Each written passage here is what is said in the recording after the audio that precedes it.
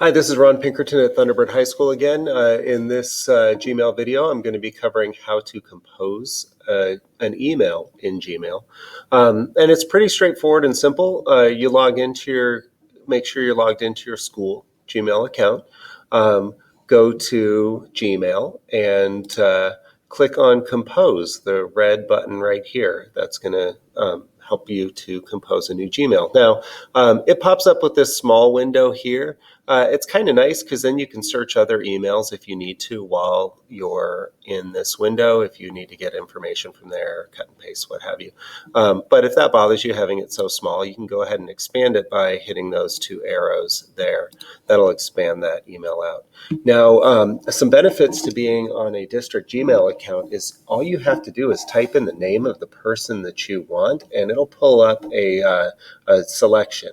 Now, this for the purpose of this video, I had to create an outside account so that you didn't have all of the teacher access stuff to it. So I don't have that option. So to create the email, I need to know the person's email address. So I am going to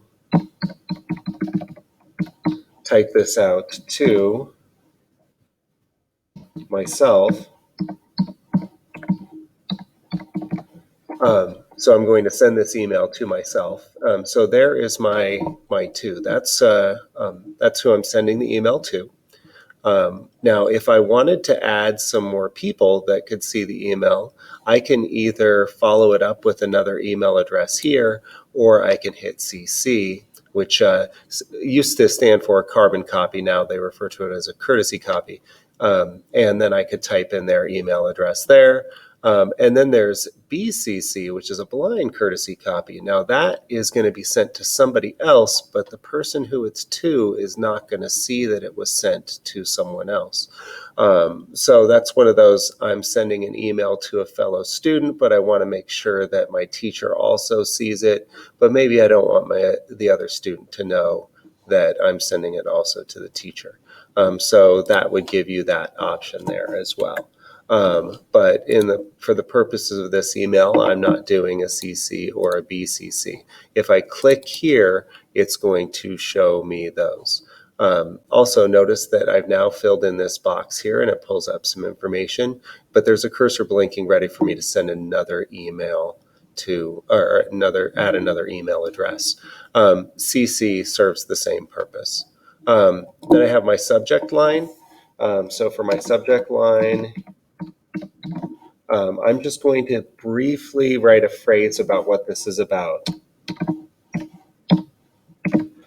So I'm asking a question about my homework on 8/17. Okay. Now, I've already talked to you in a previous video on how to add a signature, so that already appeared here. And so in this part, I'm just going to fill in the body of my email. And your assignment instructions are going to cover what's expected there.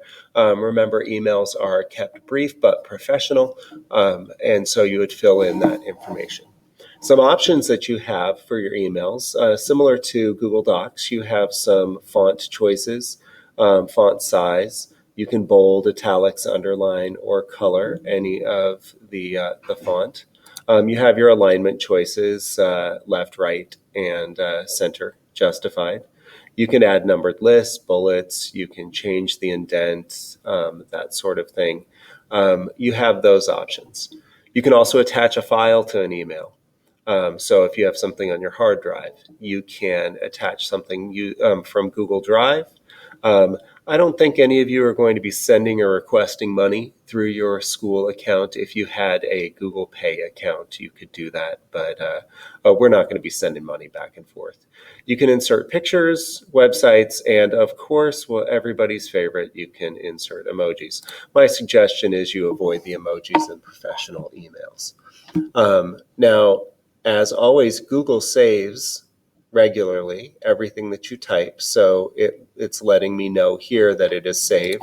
If I start to type something, that save goes away, and then after a moment, it pops back up, letting you know that that email is saved. I have some options here where I can label the email. I can look at this in plain text mode.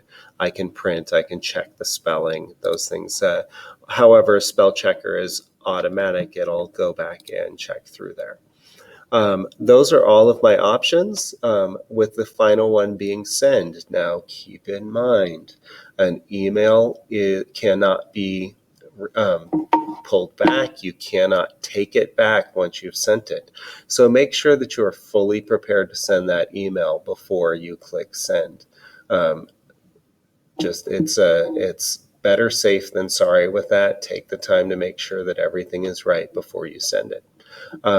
Click send, and that email is, so I'm going to just type in a little something brief there, click send.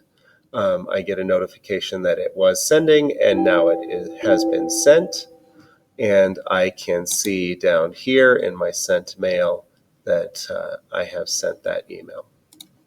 And there you go. That's sending an email through Gmail.